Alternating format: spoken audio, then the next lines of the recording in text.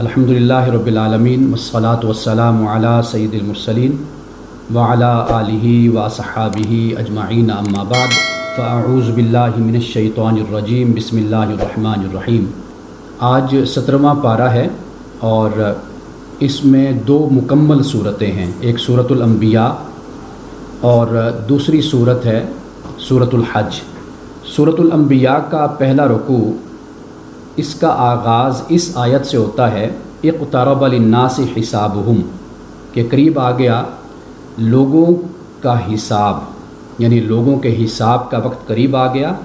وہم فی غفلۃ معرضون، اور وہ غفلت میں منہ پھیرے ہوئے ہیں۔ یہاں سے آغاز ہوتا ہے اور اس پہلے رکوع میں 4 اعتراضات ہیں جو کفار کی طرف سے سامنے آئے۔ ایک اعتراض یہ تھا کہ رسول اللہ صلی اللہ علیہ وسلم پہ جو وحی اترتی تھی وہ کہتے تھے کہ یہ خواب پریشاں ہے، یعنی ایک پریشان سا خواب ہے، بکھرا ہوا منتشر سا، اور یہ وحی نہیں ہے۔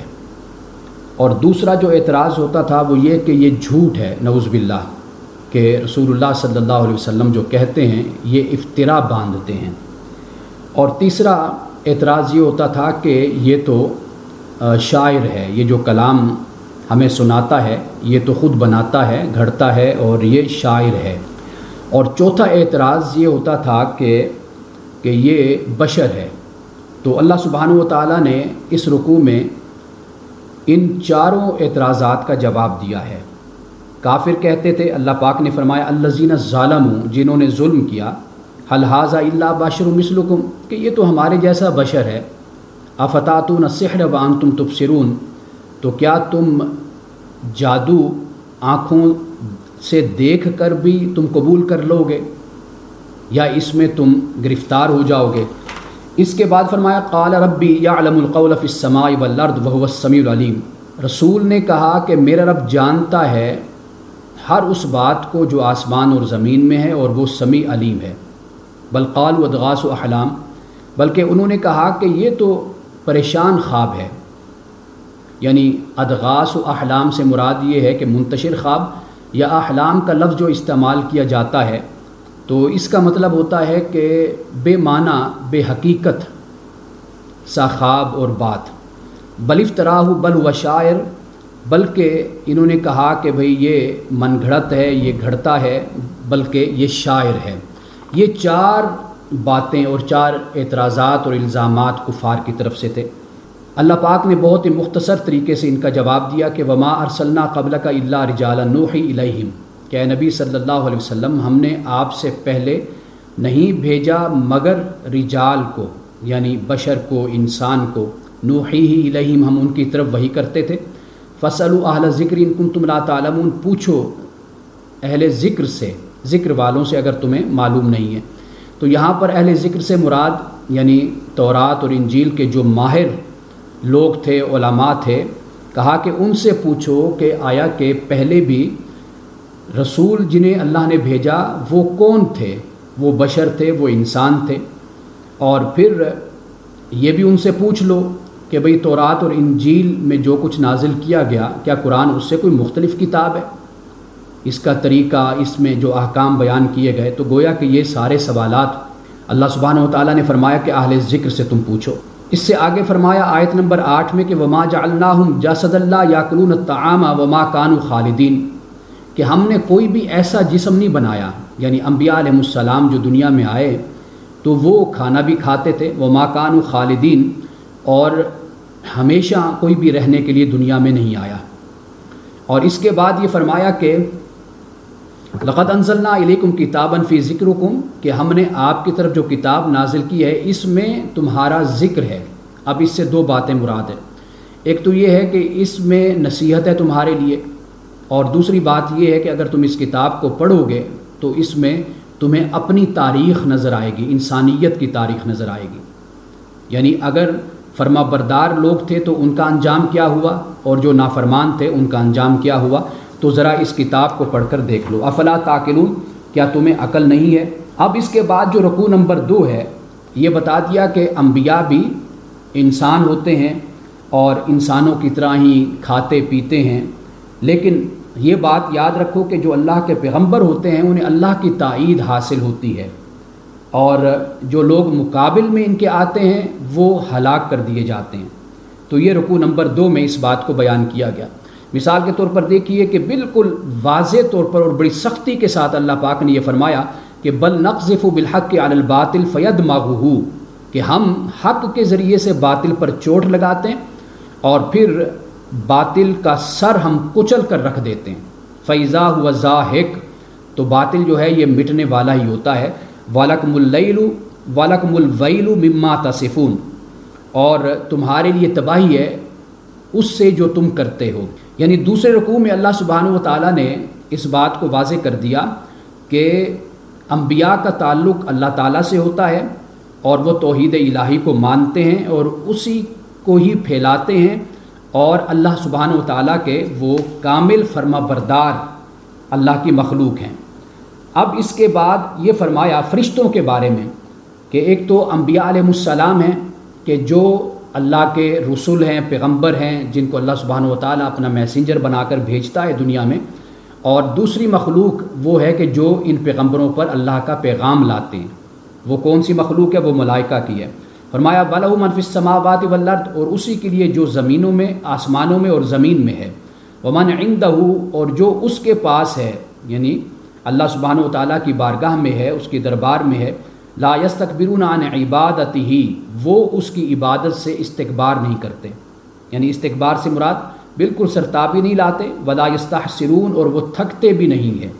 یسبحون اللیل والنہار لا یفترون، اور وہ ہر وقت اللہ سبحانہ و تعالیٰ کی تسبیح کرتے رہتے ہیں۔ اب اس کے بعد مشرکین کے عقیدے پر اس طرح زد لگائی، فرمایا لو کان فیہما آلہۃ، اور اگر ان دونوں میں یعنی آسمان اور زمین میں اگر اور کوئی معبود ہوتا تو الا اللہ لفسدتا، اللہ کے سوا، تو پھر زمین و آسمان کا جو نظام ہے وہ بالکل بگڑ کر رہ جاتا، فساد کا شکار ہو جاتا۔ تو گویا کہ اس کائنات کے نظام میں فقط ایک ذات ہے کہ جو اس ساری اور کل کائنات کے نظام کو چلا رہی ہے، اور وہ اللہ کی ذات ہے۔ فسبحان اللہ رب العرش عما یصفون، اللہ کی ذات پاک ہے، عرش کا رب ہے وہ، عما یصفون، اور پاک ہے اس سے جو وہ گھڑتے ہیں، جو کچھ وہ بناتے ہیں۔ اب اس کے بعد تیسرے رکوع میں اللہ سبحانہ و تعالیٰ نے، یعنی اگر دوسرے رکوع کو ہم دیکھتے ہیں، ایک تو بات شرک کو رد کر دیا اللہ سبحانہ و تعالیٰ نے، اور دوسری بات فرشتوں کے بارے میں کہ فرشتوں کو وہ کہتے کہ یہ اللہ تعالیٰ کی بیٹیاں ہیں، جیسے سورۃ النحل میں اس بات کو بیان کیا کہ وَإِذَا بُشِّرَ أَحَدٌ بِالْأُنثىٰ ظَلَّ وَجْهُهُ مُسْوَدًّا وَهُوَ كَظِيمٌ، یعنی جب ان کو بیٹی کی بشارت دی جاتی ہے تو پھر ان کا چہرہ سیاہ پڑ جاتا ہے۔ یعنی عرب والوں کی اپنی حالت تو یہ ہے، لیکن اللہ سبحانہ و تعالیٰ کے لیے یہ فرشتوں کو کہتے ہیں کہ یہ اللہ کی بیٹیاں ہیں۔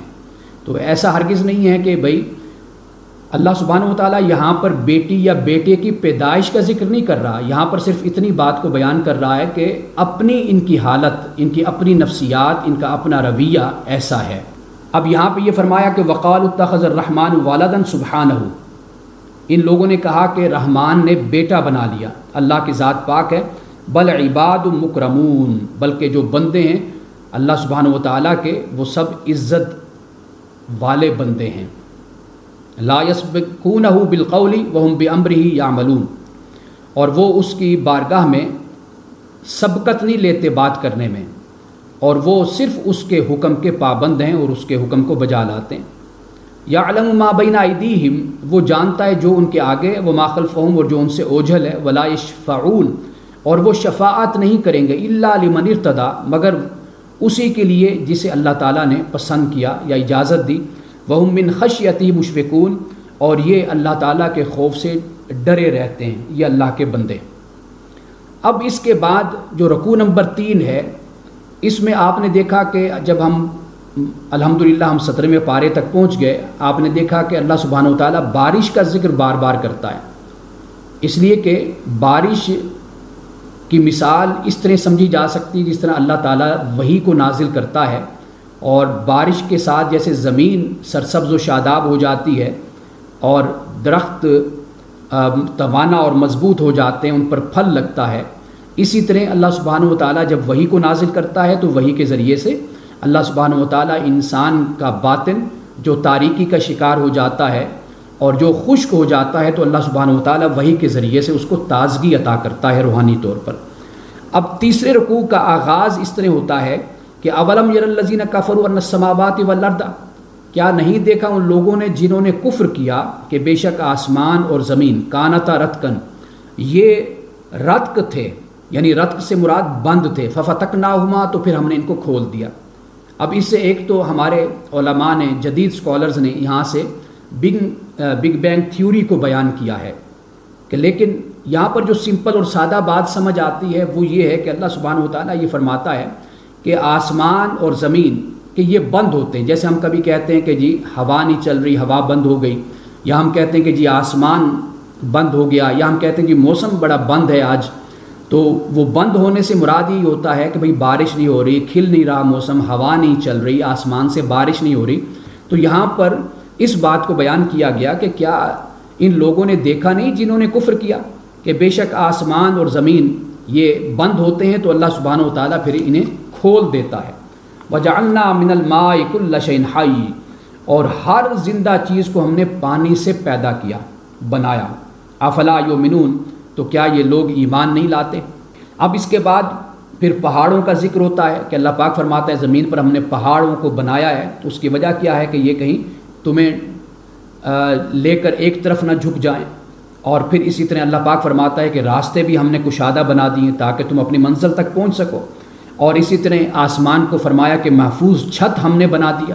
لیکن اس کے باوجود بھی یہ لوگ اعراض برتتے ہیں، منہ پھیر لیتے ہیں، ان نشانیوں پر غور و فکر نہیں کرتے۔ اور یہ بھی فرمایا کہ اللہ تعالیٰ نے رات اور دن کو، سورج اور چاند کو پیدا کیا، اور ہر چیز اپنے مدار میں تیر رہی ہے، اپنے مدار میں، اپنے فلک میں تیر رہی ہے، اپنے یعنی اس کا سرکل چل رہا ہے، یعنی رات جاتی ہے تو دن آتا ہے، دن جاتا ہے تو رات آتی ہے، اسی طرح سورج اور چاند کا نظام ہے، ہر کوئی اپنے مدار میں گھوم رہا ہے۔ اب اس کے بعد رسول اللہ صلی اللہ علیہ وسلم سے فرمایا وَمَا جَعَلْنَا لِبَشَرٍ مِّن قَبْلِكَ الْخُلْدَ، کہ ہم نے کسی بشر کو آپ سے پہلے ہمیشہ کے لیے نہیں پیدا کیا، ہمیشہ کے لیے نہیں بنایا۔ یعنی اس میں ہمارے لیے بھی تعلیم ہو گئی کہ جیسے حضرت مسیح علیہ السلام کے ماننے والوں نے ان کو ابن اللہ بنا لیا، اور یعنی انہیں بھی معبود اور الہ تسلیم کر لیا تھا، اپنے عقیدے میں شامل کر لیا، ہمیں اس بات کی تعلیم دی گئی کہ رسول اللہ صلی اللہ علیہ وسلم اللہ کے بندے ہیں، مخلوق ہیں، انہیں بھی اس دنیا سے تشریف لے جانی ہے۔ أَفَإِن مِتَّ فَهُمُ الْخَالِدُونَ، کہ اگر آپ صلی اللہ علیہ وسلم وفات پا جائیں گے تو کیا یہ لوگ ہمیشہ رہیں گے؟ نہیں، انہوں نے بھی ہمیشہ نہیں رہنا، اللہ کی بارگاہ میں ان سب نے حاضر ہونا ہے۔ کل نفس ذائقۃ الموت، ہر نفس موت کا ذائقہ چکھنے والا ہے۔ اب یہ بات آپ کو یاد ہوگی کہ چوتھے پارے میں میں نے بتایا تھا کہ ذائقہ جو لفظ ہے اس کا مطلب اگر کوئی عربی سمجھتا ہے تو اس کا مطلب یہ ہے کہ جیسے تلوار سر پہ لٹک رہی ہے، اسی طرح اللہ پاک نے فرمایا کہ ہر نفس کے سر پر موت کی تلوار لٹک رہی ہے۔ وَنَبْلُوكُمْ بِالشَّرِّ وَالْخَيْرِ فِتْنَةً، ہم اچھے اور برے حالات کے ذریعے سے انسانوں کو آزماتے رہتے ہیں۔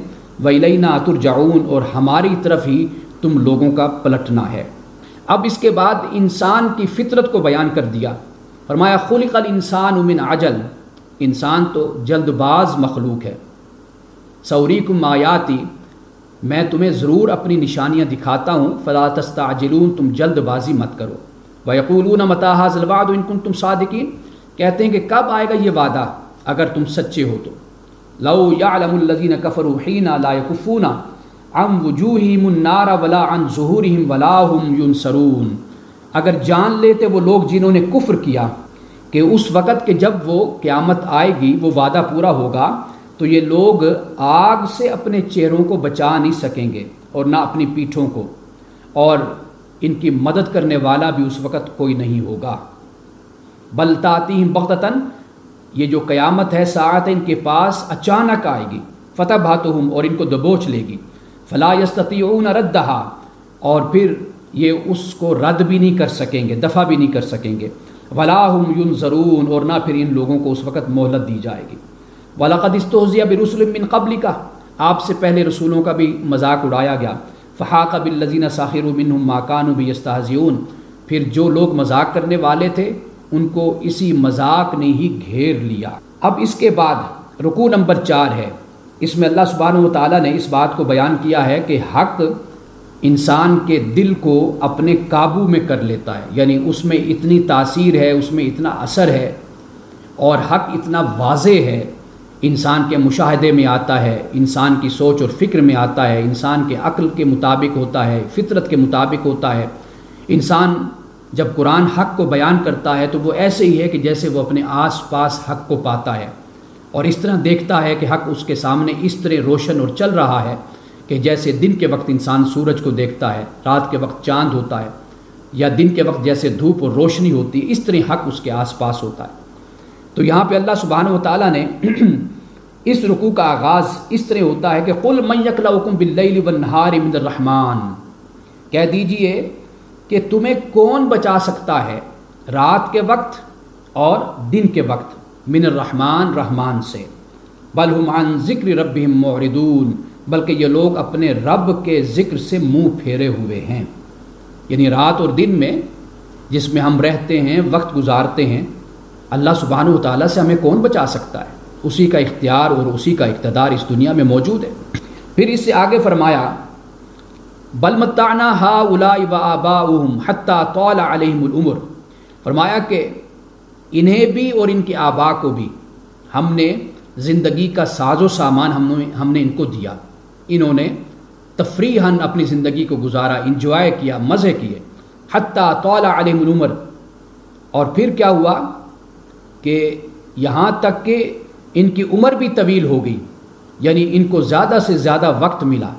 افلا یرون انا ناتی الارض، کیا یہ لوگ دیکھتے نہیں ہیں کہ بے شک ہم آ رہے ہیں، ننقصها من اطرافها، اور ہم اطراف کو، کناروں کو ہم گھٹاتے چلے جا رہے ہیں، یعنی مختلف سمتوں سے ہم ان پر زمین کو تنگ کرتے چلے جا رہے ہیں۔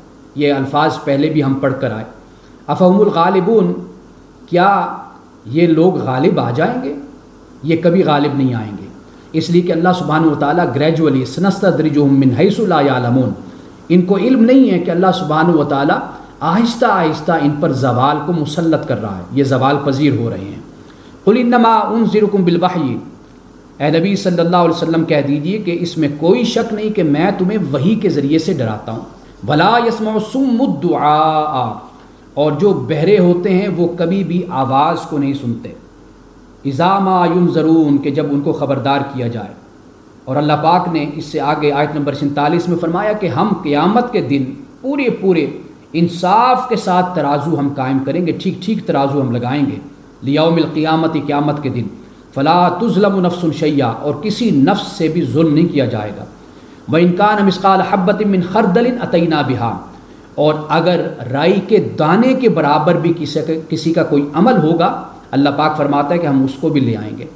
اور سورۃ لقمان میں اس کو اور مختلف انداز میں بیان کیا کہ رائی کے دانے کے برابر بھی کوئی نیکی کا عمل ہوگا، اور وہ عمل کسی چٹان کے نیچے پڑا ہوا ہے، کہیں آسمان، کہیں زمین، کسی جگہ پر بھی وہ پڑا ہوا ہے، چھوٹا سا عمل رائی کے دانے کے برابر، تو اللہ سبحانہ و تعالیٰ قیامت کے دن اس کو سامنے لے آئے گا۔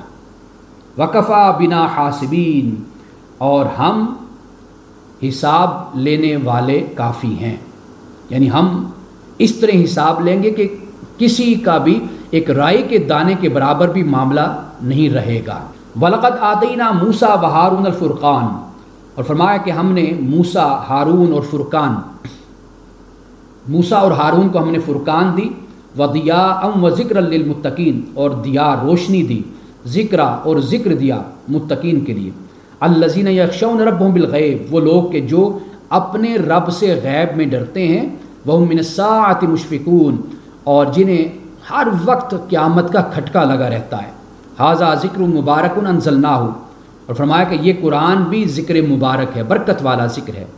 انزلناہ، ہم نے اس کو نازل کیا، یعنی ذکر مبارک سے مراد یہ ہے کہ یہ وہ کلام ہے، یہ وہ ذکر ہے کہ جس کے فوائد اور ثمرات کبھی ختم ہونے والے نہیں ہیں۔ افانتم لہ منکرون، کیا تم لوگ پھر بھی قبول کرنے سے انکار کر رہے ہو؟ اب یہاں پہ دیکھیے حضرت موسیٰ اور ہارون پر جو کتاب نازل ہوئی، فرقان، اسے فرمایا، اسے روشنی قرار دیا اور اسے ذکر قرار دیا۔ اور فرمایا کہ یہ اللہ کی کتاب تورات یہ متقین کے لیے. متقین کون؟ کہ جو اپنے رب سے غیب میں ڈرتے ہیں اور جنہیں قیامت کا کھٹکا لگا رہتا ہے. اب اس کے بعد رکوع نمبر 5 میں حضرت ابراہیم علیہ السلام کی جو تبلیغی مساعی اور آپ کی جو دعوتی کوششیں تھیں ان کو بیان کیا. یہ ہم پورا رکوع پڑھتے ہیں. فرمایا وَلَقَدْ آتَيْنَا إِبْرَاهِيمَ رُشْدَهُ مِنْ قَبْلُ وَكُنَّا بِهِ عَالِمِينَ کہ ہم نے پہلے سے ہی ابراہیم کو رشد عطا کیا تھا. یعنی رشد سے مراد ہوش مندی، سمجھداری اور ہدایت، رہنمائی، یہ ہم نے ابراہیم کو عطا کی تھی پہلے سے ہی. وَكُنَّا بِهِ عَالِمِينَ اور ہم اسے خوب جانتے تھے. اِذْ قَالَ لِأَبِيهِ جب ابراہیم نے اپنے باپ سے کہا وَقَوْمِهِ اور اپنی قوم سے مَا هَٰذِهِ التَّمَاثِيلُ الَّتِي أَنتُمْ لَهَا عَاكِفُونَ کہ یہ مورتیاں کیسی ہیں کہ جن کے تم بڑے گرویدہ ہو، جن کے تم آس پاس بیٹھے رہتے ہو. اب یہاں پر تماثیل کا ذکر ہوا، مورتیاں، اس لیے کہ ان مورتیوں کی پوجا کی جاتی تھی، اس لیے اللہ پاک نے ان کو حرام قرار دیا، اس عمل کو حرام قرار دیا. جبکہ حضرت سلیمان علیہ السلام کے بارے میں ہم سورت میں آگے جا کر پڑھیں گے کہ انہوں نے اپنے محل میں وہاں پر وہ تماثیل موجود تھی. تماثیل کے علاوہ اور بڑا کچھ تعمیراتی حوالے سے بڑا خوبصورت وہاں پر منظر کشی قرآن پاک نے بیان کی ہے اور وہاں پر بڑا کچھ تعمیر کیا گیا تھا. تو یہاں پر تماثیل کو حرام قرار دیا. کیوں؟ اس لیے کہ یہ مورتیاں ہیں کہ جن کے سامنے یہ لوگ اپنے سروں کو جھکاتے اور ان کی پوجا کرتے ہیں. قالوا وجدنا آباءنا انہوں نے کہا کہ ہم نے اپنے بڑوں کو اسی طرح پایا. لہا عابدین وہ ان کی عبادت کرتے تھے. قال لقد کنتم انتم وآباؤکم فی ضلال مبین حضرت ابراہیم علیہ السلام نے کہا کہ تم اور تمہارے آبا سب کے سب کھلی گمراہی میں ہو. قالوا وجئتنا بالحق ام انت من اللاعبین انہوں نے کہا کیا آپ ہمارے پاس حق لائے ہیں یا آپ بس ہم سے مذاق کر رہے ہیں، کھیل تماشا کر رہے ہیں. قال بل ربکم رب السماوات والارض الذی فطرہن حضرت ابراہیم علیہ السلام نے کہا کہ بلکہ تمہارا رب آسمانوں اور زمین کا رب ہے جس نے انہیں پیدا کیا. وانا علی ذالک من الشاہدین اور میں بھی اسی پر شاہدین میں سے ہوں، گواہوں میں سے ہوں. وتاللہ اللہ کی قسم لاکیدن اصنامکم بعد ان تولوا مدبرین کہ جب تم میلے سے لوٹ کر واپس آؤ گے تو پھر اس سے پہلے میں تمہارے ان بتوں کے ساتھ ایک کام کروں گا، ان کی خبر لوں گا، ان کو دیکھوں گا. فجعلہم جزازا الا کبیر لہم لعلہم الیہ یرجعون حضرت ابراہیم علیہ السلام نے ان کو ٹکڑے ٹکڑے کر دیا مگر جو بڑا تھا یعنی بڑا بت اس کو چھوڑ دیا کہ ممکن ہے کہ یہ لوگ اس کی طرف رجوع کریں. یعنی جب اس بڑے بت کو دیکھیں گے کہ وہ صحیح سالم ہے اور چھوٹے بتوں کو دیکھیں گے وہ ٹوٹے پڑے ہیں تو وہ بڑے بت کے پاس جائیں گے، بات کریں گے، پوچھیں گے. واضح بات ہے کہ وہاں سے جواب نہیں آئے گا. جب جواب نہیں آئے گا تو ممکن ہے کہ یہ توحید کی طرف پلٹ آئیں. قالوا من فعل هذا بآلهتنا جب وہ واپس آ گئے تو انہوں نے کہا کہ یہ کس نے ہمارے خداؤں کے ساتھ یہ سلوک کیا. انه لمن الظالمین بے شک وہ تو ظالموں میں سے. قالوا سمعنا فتى يذكرهم تو انہوں نے کہا کہ ہم نے ایک نوجوان کو سنا ہے کہ وہ ان کا ذکر کرتا رہتا ہے. یقال له ابراہیم اور اس کا نام ابراہیم ہے. قالوا فاتوا به على اعین الناس کہا بھئی اسے لاؤ لوگوں کے سامنے لعلهم یشهدون کہ یہ لوگ بھی گواہ ہو جائیں. قالوا انہوں نے کہا انت فعلت هذا بآلهتنا یا ابراہیم اے ابراہیم کیا تو نے یہ ہمارے ان خداؤں کے ساتھ سلوک کیا ہے. قال بل فعله حضرت ابراہیم علیہ السلام نے کہا کہ بلکہ اس نے بڑے نے یہ کیا ہے سب کچھ. کبیرہم جو ان کا بڑا ہے. ھذا فاسألوہم ان سے پوچھو ان کانوا ینطقون اگر یہ بولتے ہیں یہ بات کرتے ہیں تو پھر ان سے پوچھو کہ ان کو یہ چوٹ کس نے لگائی. کسی کا بازو ٹوٹا ہوا، کسی کی ٹانگ ٹوٹی ہوئی، کسی کا سر قلم ہے، کسی کو کسی اور طریقے سے داغدار کیا ہوا ہے، عیبدار کیا ہوا ہے. تو یہ ذرا ان سے پوچھو یہ تمہیں بتائیں گے. فرجعوا الی انفسہم اب وہ لوگ اپنی طرف پلٹے یعنی اپنے ضمیر کی طرف وہ پلٹے. فقالوا انہوں نے کہا انکم انتم الظالمون کہ بے شک تم تو ظالم ہو. یعنی دیکھو ابراہیم کی اس بات پہ غور تو کرو کہ تم لوگ تو ظلم کر رہے ہو کہ تم ان بتوں کی پوجا کرتے ہو. ثم نکسوا علی رؤوسہم اور پھر وہ واپس اپنے سروں پر پلٹ گئے. یہ جو عربی زبان میں نقص لفظ ہے نون کاف سین اس کا مطلب ہوتا ہے کہ ٹانگیں پاؤں اوپر کی طرف اور سر نیچے کی طرف یعنی بالکل ہی وہ پلٹ گئے. پہلے تو یہ سوچ رہے تھے کہ بھئی تم ظالم ہو، یہ کہہ رہے تھے کہ ان بتوں کی پوجا کرتے ہو کہ جو اپنے احوال بھی نہیں بتا سکتے، کہ ان کے ساتھ کس نے یہ سلوک کیا، لیکن تھوڑی دیر کے بعد پھر وہ واپس اپنے اسی عقیدے پر چلے گئے۔ لقد علمت ما هؤلاء ينطقون، کہا ابراہیم تو جانتا ہے کہ یہ تو بات نہیں کر سکتے۔ قال فتعبدون من دون اللہ، حضرت ابراہیم علیہ السلام نے کہا کیا تم اللہ کو چھوڑ کر ان کی پوجا کرتے ہو، ما لا ينفعكم شيء ولا يضركم، کہ جو نہ تمہیں ذرہ بھر کوئی فائدہ دیتے ہیں اور نہ تمہیں نقصان دیتے ہیں۔ اف لکم ولما تعبدون من دون اللہ، تم پر بھی تف ہے اور تمہارے ان جھوٹے معبودوں پر بھی تف ہے کہ جن کی تم اللہ کو چھوڑ کر عبادت کرتے ہو۔ افلا تعقلون، کیا تمہیں عقل نہیں ہے؟ قالوا حرقوه، اب انہوں نے کہا کہ ابراہیم کو جلا دو، وانصروا آلہتکم، اور اپنے خداؤں کی مدد کرو، ان کنتم فاعلین، اگر تم کچھ کرنے والے ہو تو۔ قلنا یا نار کونی بردا وسلاما علی ابراہیم، ہم نے کہا اے آگ ابراہیم پر ٹھنڈی ہو جا اور سلامتی والی ٹھنڈی ہو۔ وارادوا بھی کیدن، اور انہوں نے حضرت ابراہیم علیہ السلام کے ساتھ برائی کا ارادہ کیا۔ فجعلناہم الاخسرین، اور ہم نے ان کو بری طرح، اللہ پاک فرماتا ہے، ناکام کر دیا۔ اب حضرت ابراہیم علیہ السلام کے بعد حضرت لوط علیہ السلام کا ذکر ہوا کہ جیسا کہ پہلے ہم نے پڑھا کہ ایک علاقے میں ابراہیم تھے تو دوسرے علاقے میں حضرت لوط علیہ السلام تھے، اور حضرت لوط علیہ السلام حضرت ابراہیم علیہ السلام کے بھتیجے ہیں۔ وَنَجَّيْنَاهُ، اور ہم نے اس کو نجات دی، وَلُوطًا، اور لوط کو بھی، إِلَى الْأَرْضِ الَّتِي بَارَكْنَا فِيهَا لِلْعَالَمِينَ، اس زمین کی طرف کہ جس میں ہم نے برکتیں رکھ دی اقوام عالم کے لیے۔ وَوَهَبْنَا لَهُ إِسْحَاقَ وَيَعْقُوبَ نَافِلَةً، اور ہم نے عطا کیا ابراہیم کو اسحاق اور مزید پھر یعقوب عطا کیا، یعنی یعقوب بطور پوتے کے ہم نے عطا کیا۔ وَكُلًّا جَعَلْنَا صَالِحِينَ، اور یہ سب کے سب صالح لوگ تھے، اچھے لوگ تھے۔ وَجَعَلْنَاهُمْ أَئِمَّةً يَهْدُونَ بِأَمْرِنَا، اور پھر ہم نے ان کو امام بنایا اور پھر یہ ہمارے حکم سے ہدایت دیتے تھے۔ وَأَوْحَيْنَا إِلَيْهِمْ فِعْلَ الْخَيْرَاتِ، اور ہم نے ان کی طرف اچھے کاموں کی وحی کی۔ وَإِقَامَ الصَّلَاةِ، اور نماز قائم کرنے کی وحی کی۔ وَإِيتَاءَ الزَّكَاةِ، زکوٰۃ ادا کرنے کی وحی کی۔ وَكَانُوا لَنَا عَابِدِينَ، اور یہ سب ہمارے بندے تھے۔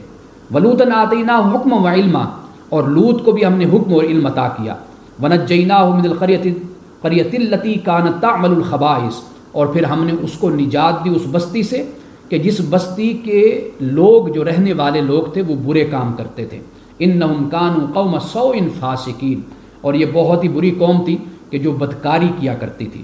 وَأَدْخَلْنَاهُ فِي رَحْمَتِنَا، اور ہم نے اس کو پھر اپنی رحمت میں داخل کر دیا۔ إِنَّهُ مِنَ الصَّالِحِينَ، کہ بے شک یہ صالحین میں سے تھا۔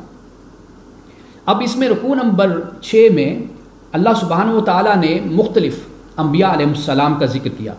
ایک تو سورۃ الانعام میں تقریباً 16-17 انبیاء علیہ السلام کا اللہ تعالیٰ نے وہاں ذکر کیا، اور یہاں پر بھی اسی طرح چند انبیاء علیہ السلام کے نام لے کر اور ان سے جو منسوب واقعات ہیں ان کو بھی یہاں پر بیان کر دیا، اور اس میں انبیاء علیہ السلام کی دعا کو بھی بیان کیا۔ دعا دیکھیں گے کمال ابدیت کا اظہار ہے ان دعاؤں میں، کوئی شکوہ شکایت نہیں، بس اپنا دکھ درد بیان کرنے کے بعد پھر اللہ تعالیٰ کی رحمت کو پکارا کہ مولا تو رحم کرنے والوں میں سے سب سے زیادہ رحم کرنے والا ہے۔ کوئی شکوہ نہیں، کوئی شکایت نہیں، کوئی اپنے درد کو بیان نہیں کرنا، کبھی اپنا دکھ نہیں کھولنا رب کے سامنے، اور یہ کہنا مولا تو دلوں کے حال سے واقف ہے۔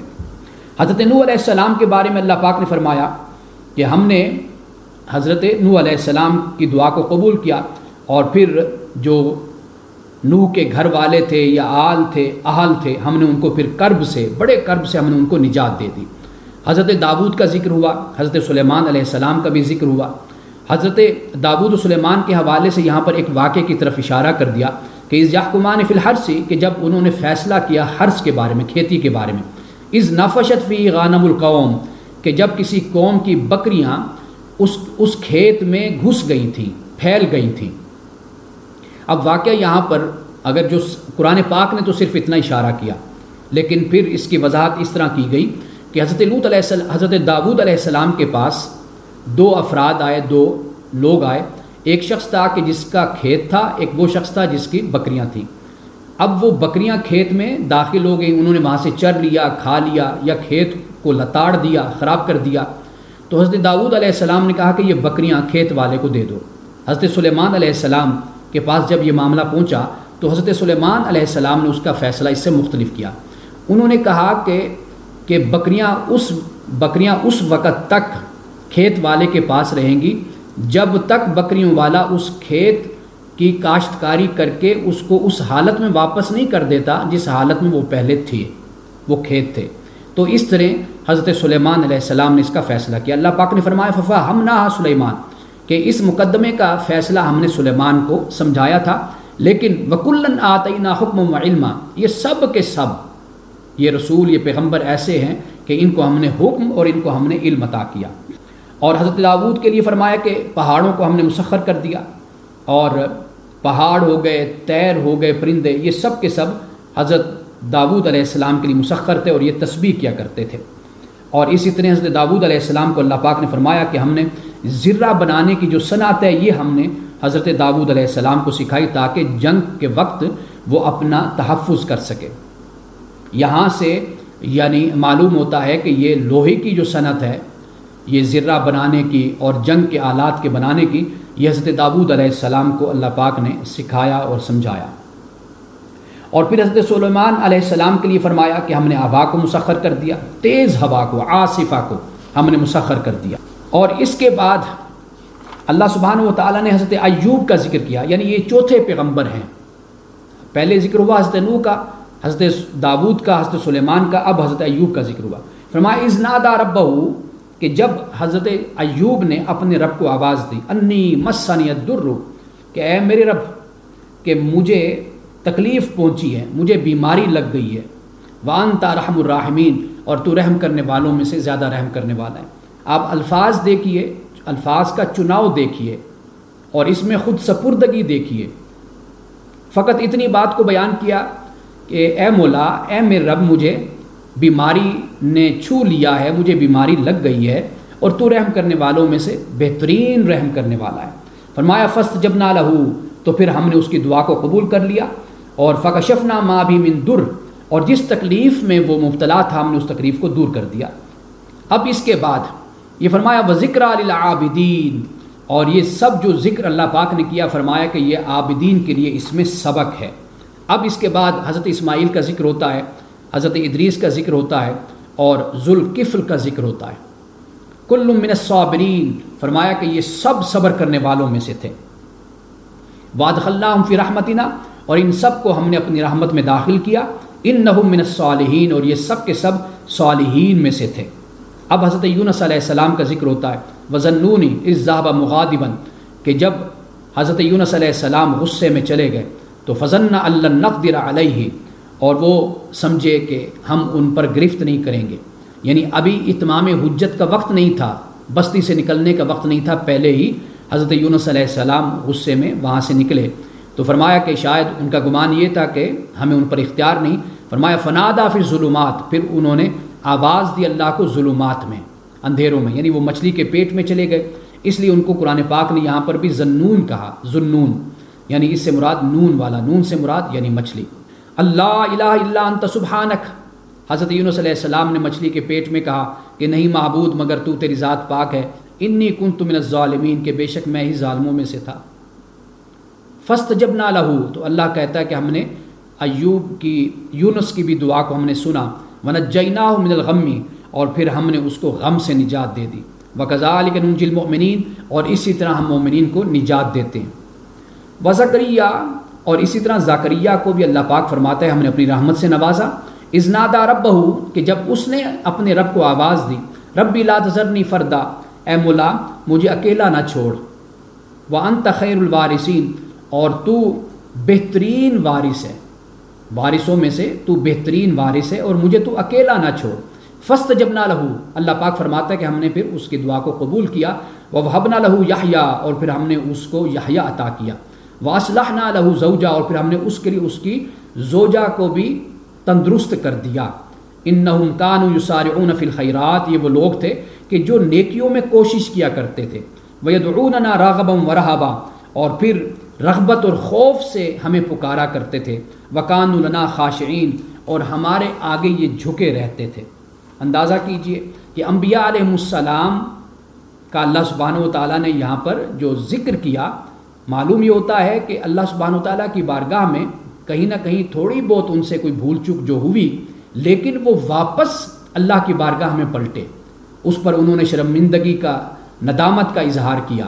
حضرت آدم علیہ السلام سے لے کر یہاں تک آپ دیکھیے کہ حضرت یونس علیہ السلام کا بھی ذکر ہوا، حضرت نوح علیہ السلام کا بھی ذکر ہوا کہ فوراً اللہ کی بارگاہ میں پلٹے۔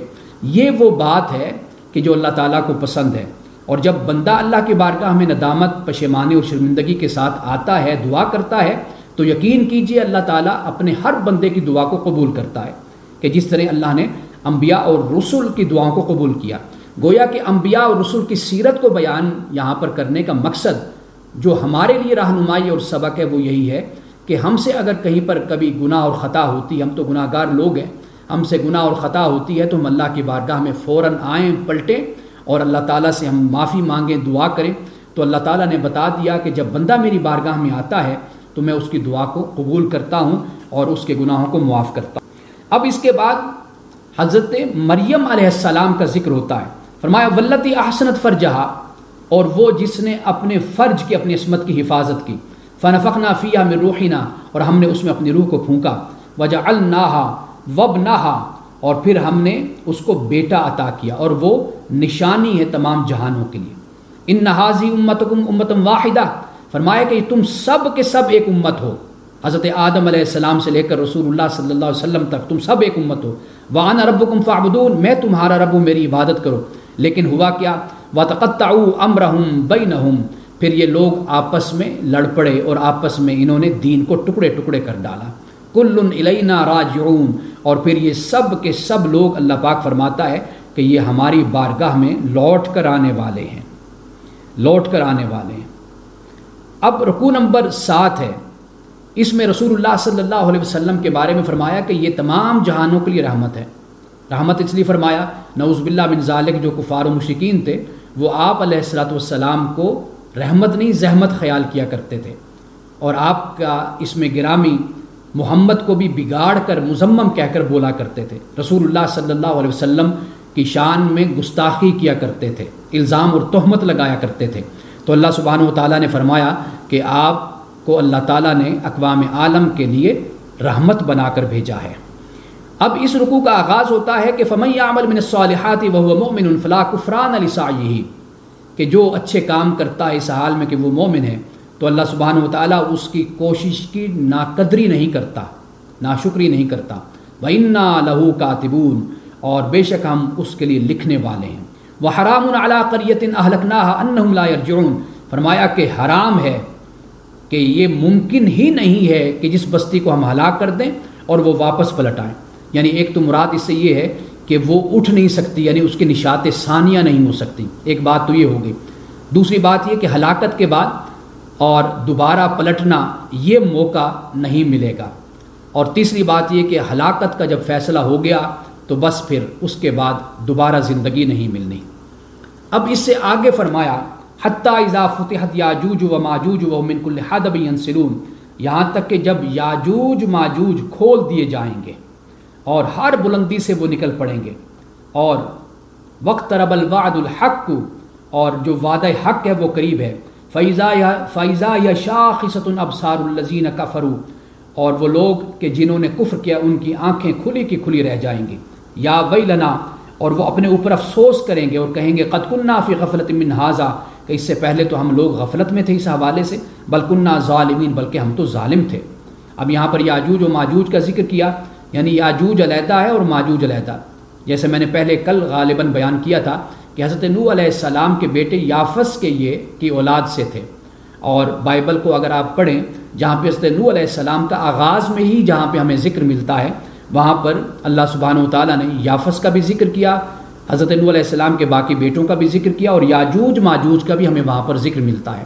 اور میرے پاس باقاعدہ چونکہ میں نے بائبل کو تھورولی میں نے پڑھا ہے، اور پڑھ کر اسی طرح جیسے قرآن میں پڑھتا ہوں تو میں نشانات لگاتا ہوں اور مشکل مقامات کا حل لکھتا ہوں، اور اس طرح الفاظ جو لغوی معنی ہوتا ہے وہ بھی میں نوٹ کرتا ہوں۔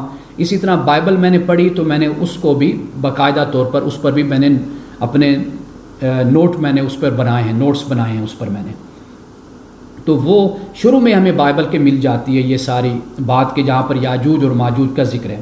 اب یاجوج ماجوج کا جیسے میں نے آپ کو بتایا کہ یہ جو ذوالقرنین کی تیسری جو مہم تھی، یہ ایسے لگتا ہے کہ یہ وہی سائڈ ہے جو رشیا کی جس کو ہم کہتے ہیں ماسکو کی سائڈ ہے، اور اسی طرف کہتے ہیں کہ ایک دیوار بھی دریافت ہوئی ہے، اور جب یہ یاجوج ماجوج کی بات کرتے ہیں تو اس میں یہ آسٹریلیا، امریکہ اور یہ ساری مخلوق یہ ساری قومیں یہ اسی کے اندر ہی غالباً شامل ہوتی ہیں، اور انہی کا اسی وقت عروج ہے، اور ممکن ہے کہ انہی کے عروج پر ہی قیامت کا اختتام اور قیامت کا وجود ہو جائے۔ اب اس کے بعد جیسے میں نے شروع میں بیان کیا کہ رسول اللہ صلی اللہ علیہ وسلم کو اللہ پاک نے اس میں رحمت کا اللہ نے ذکر کیا، اور قیامت کا بھی اس میں ذکر ہوا، اور بڑے مختلف اسلوب میں قیامت کو اس میں بیان کیا گیا۔ سب سے پہلے تو ہم جنتی لوگوں کا ذکر کرتے ہیں کہ اللہ سبحانہ و تعالیٰ نے کس طرح اس میں بیان فرمایا کہ ان الذین سبقت لہم منا الحسنی، کہ بے شک وہ لوگ کہ جن کے لیے پہلے سے ہی بھلائی آ چکی، اچھائی آ چکی، یہ وہ لوگ ہیں کہ اولئک عنہا مبعدون، اور یہ وہ لوگ ہیں کہ جو جہنم سے دور رکھے جائیں گے، لا یسمعون حسیسہا، یہ اس میں کوئی آہٹ وغیرہ بھی نہیں سنیں گے، اتنا شور بھی نہیں ہوگا، اتنا پیسفل ماحول جنت کا ہوگا۔ وہم فی مشتہت انفسہم خالدون، اور جو یہ جنت میں چاہیں گے ان کو ہمیشہ یہ جنت میں ملے گا۔ لا یحزنہم الفزع الاکبر، اور بڑی گھبراہٹ بھی ان کو غمگین نہیں کرے گی۔ وتتلقاہم الملائکہ، اور ان سے فرشتے ملاقات کریں گے۔ ھذا یومکم الذی کنتم توعدون، کہ یہ وہ دن ہے کہ جس کا تم سے وعدہ کیا گیا۔ اور جب کہ جہنمیوں کا ذکر کیا تو اللہ پاک نے فرمایا کہ یہ اس میں اپنے معبودوں کے ساتھ ہمیشہ رہیں گے۔ لہم فیہا زفیر، ان کے لیے اس جہنم میں چلانا ہوگا، چیخ ہوگی، یہ پھنکار جیسے ایک پیاسا آدمی بولتا ہے نا، چیختا ہے۔ وہم فیہا لا یسمعون، اور یہ اس میں نہیں سنیں گے، اتنا شور ہوگا کہ ان کو کوئی اور آواز ان کو سنائی نہیں دے گی۔ اب دیکھیے کہ جہنم کے بارے میں اپنا آخرت اور قیامت کے بارے میں کیا اسلوب اختیار کیا۔ فرمایا یوم نطوی السماء، ہم آسمان کو لپیٹ دیں گے، کطی سجل للکتب، اس طرح لپیٹ دیں گے جیسے فائل میں کاغذ لپیٹ دیے جاتے ہیں، بکھرے کاغذ، آسمان کتنا بڑا ہے، اللہ سبحانہ و تعالیٰ اس کو ایسے سمیٹ دے گا کہ جیسے فائل میں، اور سجل جسے ہم کہتے ہیں کہ اس میں کاغذوں کو لپیٹ دیا جاتا ہے، اس طرح جیسے تومار میں اوراق کو لپیٹ دیا جاتا ہے، اس طریقے سے اللہ تعالیٰ آسمان کو لپیٹ دے گا۔ اللہ سبحانہ و تعالیٰ کی قدرت کا آپ اندازہ لگائیے۔ کما بدانا اول خلق نعید، اور ہم اسی طرح واپس لوٹائیں گے جیسے ہم نے پہلی دفعہ تخلیق کیا تھا۔ اب اس کے بعد حضرت داؤد پر جو کتاب اتری زبور، اس کا بھی یہاں پر ذکر ہے، اور یہاں پر ایک اشکال ہے، اس کو میں دور کرتا چلوں۔ وَلَقَدْ كَتَبْنَا فِي الزَّبُورِ مِن بَعْدِ الذِّكْرِ أَنَّ الْأَرْضَ يَرِثُهَا عِبَادِيَ الصَّالِحُونَ، ہم نے لکھ دیا زبور میں ذکر کے بعد کہ بے شک زمین اس کے وارث نیک لوگ ہوں گے، ہمارے جو ہمارے نیک بندے ہیں وہ زمین کے وارث ہوں گے۔ اب یہاں پر یہ مراد نہیں ہے کہ یہ زمین، اس سے مراد وہ ابدی زمین ہے کہ اللہ سبحانہ و تعالیٰ نے زبور میں اس بات کو بیان کر دیا کہ جو ابدی زمین ہوگی، جنت ہوگی، وہ جہان ہوگا، اس میں اللہ سبحانہ و تعالیٰ اس زمین کا اور اس سلطنت اور بادشاہت کا، اس جنت کا وارث اپنے نیک بندوں کو بنائے گا۔ ان فی ھذا لبلاغا لقوم عابدین، اس میں ایک بڑی خبر ہے کن کے لیے؟ عابدین کے لیے۔ وما ارسلناک الا رحمۃ للعالمین، اور ہم نے نہیں آپ کو بھیجا مگر رحمت بنا کر تمام جہانوں کے لیے۔ قل انما یوحی الیہ، اے نبی فرما دیجئے اس میں کوئی شک نہیں کہ میری طرف وحی کی جاتی ہے، انما الہکم الہ واحد، کہ تمہارا معبود صرف ایک معبود ہے۔ فہل انتم مسلمون، کیا تم فرما بردار نہیں ہو؟ فإن تولوا فقل آذنتکم علی سواء، پھر اگر یہ لوگ پلٹ جاتے ہیں، منہ پھیر دیتے ہیں، تو آپ کہہ دیجئے کہ میں نے تمہیں علی الاعلان، واضح طور پر میں نے تمہیں خبردار کر دیا ہے۔ وَإِنْ أَدْرِي أَقَرِيبٌ أَمْ بَعِيدٌ مَا تُوعَدُونَ، میں نہیں جانتا کہ کیا وہ قریب ہے یا بعید جس کا وعدہ کیا گیا ہے۔ إِنَّهُ يَعْلَمُ الْجَهْرَ مِنَ الْقَوْلِ وَيَعْلَمُ مَا تَكْتُمُونَ، اللہ سبحانہ و تعالیٰ جانتا ہے ایک آواز کو، یعنی بلند آواز کو، اور وہ آواز جو تم آہستہ بولتے ہو، چھپاتے ہو، اس کو بھی اللہ جانتا ہے۔ وَإِنْ أَدْرِي لَعَلَّهُ فِتْنَةٌ لَكُمْ وَمَتَاعٌ إِلَىٰ حِينٍ، فرمایا کہ میں تو صرف یہ جانتا ہوں کہ ممکن ہے کہ یہ تمہارے لیے آزمائش ہو، اور ایک خاص وقت کے لیے اللہ تعالیٰ نے تمہیں یہاں پر انجوائے کرنے کے لیے اور مزہ کرنے کا اللہ نے تمہیں موقع دیا ہو۔ قال رب احکم بالحق، رسول صلی اللہ علیہ وسلم نے کہا کہ اے میرے رب حق کے ساتھ فیصلہ کر دے، وربنا الرحمن المستعان علی ما تصفون، اور ہمارا رب رحمان وہی مدد کا ایک سہارا ہے اس پہ جو یہ لوگ باتیں بناتے ہیں۔ یہاں پر سورۃ الانبیاء کا اختتام ہوتا ہے۔ اب اس کے بعد سورۃ الحج کا آغاز ہوتا ہے۔ سورۃ الحج کا آغاز ہی زلزلۃ الساعۃ سے ہو رہا ہے، یعنی قیامت کے زلزلے سے۔ فرمایا اس میں یعنی قیامت کے زلزلے سے اس کا آغاز ہے، اور یہ بتا دیا کہ بھئی حق کی مخالفت مت کرو اور اپنے آپ کا جائزہ لو، اپنا احتساب کرو۔ یا ایھا الناس اتقوا ربکم، اے لوگو اپنے رب کا تقوی اختیار کرو۔ ان زلزلۃ الساعۃ شیء عظیم، بے شک قیامت کا زلزلہ یہ بڑی چیز ہے، ہولناک چیز ہے۔ اب وہ زلزلہ کیسے ہوگا، قیامت کے حالات اور منظر کیسے ہوگا؟ فرمایا یوم ترونھا، کہ اس دن کہ تم دیکھو گے، تذہل کل مرضعۃ عما ارضعت، کہ دودھ پلانے والی یعنی ماں وہ بھی جسے دودھ پلا رہی ہوگی اپنے بچے کو چھوڑ دے گی۔ وتضع کل ذات حمل حملھا، اور حمل والی کا حمل گر جائے گا۔ وتری الناس سکارا، تو لوگوں کو دیکھے گا وہ مدہوش ہوں گے، یعنی خوف کی حالت میں ہوں گے۔ وما ہم بسکارا، حالانکہ انہوں نے کوئی نشہ نہیں کیا ہوگا۔ ولکن عذاب اللہ شدید، لیکن اللہ کا جو عذاب ہے وہ ہوگا ہی اتنا سخت۔ ومن الناس من یجادل فی اللہ بغیر علم، اور بعض لوگ ایسے ہیں جو اللہ کے بارے میں بغیر علم کے بحث کرتے ہیں۔ ویتبعوا کل شیطان مرید، اور وہ سرکش شیطان کی پیروی کرتے ہیں۔ اب اس کے بعد آیت نمبر 5 سے آغاز ہوتا ہے، یعنی انسان کو اپنی طرف متوجہ کیا گیا ہے۔ فرمایا یا ایھا الناس، اے لوگو، ان کنتم فی ریب من البعث، کیا تم بعث بعد الموت کے حوالے سے شک میں ہو، یعنی موت کے بعد دوبارہ اٹھانے کے بارے میں تم شک میں ہو۔ فَإِنَّا خَلَقْنَاكُم مِّن تُرَابٍ، کہ بے شک ہم نے تم کو مٹی سے پیدا کیا، ثُمَّ مِن نُطْفَةٍ، پھر نطفہ سے، ثُمَّ مِن عَلَقَةٍ، پھر خون کے لوتھڑا سے، ثُمَّ مِن مُضْغَةٍ، پھر گوشت کی بوٹی سے، مُخَلَّقَةٍ وغیر مخلقہ، کبھی وہ بوٹی شکل والی ہوتی ہے اور کبھی بغیر شکل کے، لِنُبَيِّنَ لَكُمْ، تاکہ ہم تم پر حقیقت کو واضح کر دیں۔ وَنُقِرُّ فِي الْأَرْحَامِ مَا نَشَاءُ إِلَىٰ أَجَلٍ مُّسَمًّى، اور پھر ہم جسے چاہتے ہیں ایک مدت تک ہم اسے رحم میں ٹھہرا دیتے ہیں، ووم میں، ماں کے رحم میں ہم اس کو ٹھہرا دیتے ہیں۔ ثُمَّ نُخْرِجُكُمْ طِفْلًا، پھر ہم اس کو بچہ بنا کر ہم اس کو نکالتے ہیں۔ ثُمَّ لِتَبْلُغُوا أَشُدَّكُمْ، تاکہ پھر تم اپنی پوری جوانی کو، بھرپور جوانی کو پہنچو۔ وَمِنْكُمْ مَن يُتَوَفَّىٰ، اور پھر تم میں سے بعد فوت ہو جاتے ہیں۔ وَمِنْكُمْ مَن يُرَدُّ إِلَىٰ أَرْذِلِ الْعُمُرِ، اور بعد وہ ہیں کہ جن کو پھر ہم نکمی عمر کی طرف، ہم رذیل عمر کی طرف پھر ہم ان کو پلٹا دیتے ہیں، یعنی بدترین عمر کی طرف۔ وہ بدترین یا نکمی عمر کیوں فرمایا؟ فرمایا اس لیے کہ لِكَيْ لَا يَعْلَمَ مِن بَعْدِ عِلْمٍ شَيْئًا، کہ تم علم کے بعد پھر کسی چیز کو نہیں جانتے۔ آپ ایک پکچر دیکھیں نا کہ اس میں ایک بچہ ہوتا ہے وہ پریم میں بیٹھا ہوتا ہے، اور ایک بوڑھا بزرگ ہوتا ہے وہ ویل چیئر پہ بیٹھا ہوتا ہے۔ بس یہی سفر ہے انسان کا، یعنی پریم سے ویل چیئر تک کا سفر ہے۔ اور یہاں پر اللہ پاک اسی بات کو بیان کرتا ہے کہ علم ہوتا ہے بڑا فلسفی، منطقی، بڑا عالم اور ڈاکٹر، انجینئر، پتہ نہیں کیا کچھ ہوتا ہے، لیکن جیسے جیسے ارذل العمر کی طرف جاتا ہے تو اس کا حافظہ ختم ہوتا چلا جاتا ہے، تو وہ بالکل ایسے ہو جاتا ہے کہ جیسے ایک بچہ ہوتا ہے۔